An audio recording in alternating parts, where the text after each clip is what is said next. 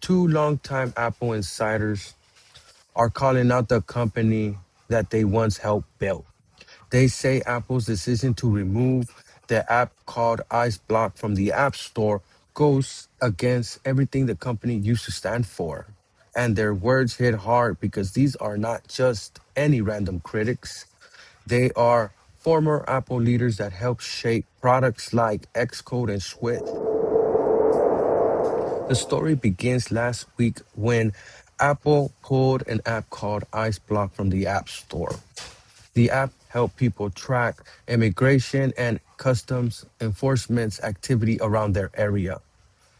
After complaints from the US Attorney General, Apple took the app down, stating that it can put agents at risk. Google followed by removing similar apps, even though it did not receive an official request. That decision did not sit well with two Apple executives.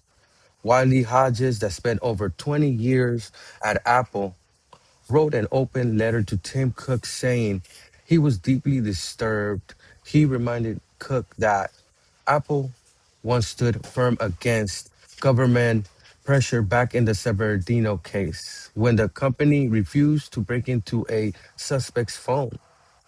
That moment, Hodges said, proved Apple valued privacy and freedom over politics. But removing IceBlock, in his view, does the opposite.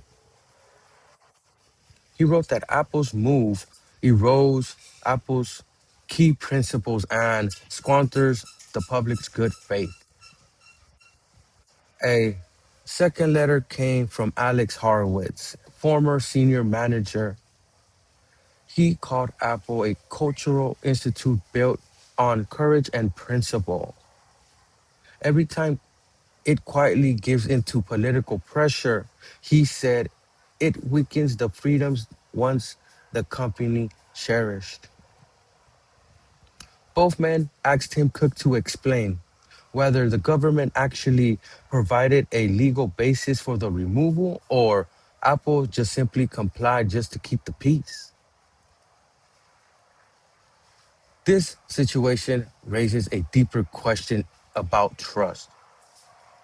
Apple has built his identity on privacy, independence, and standing to overreach. Values that matter to everyone, especially to users that rely on accessibility technology to stay connected.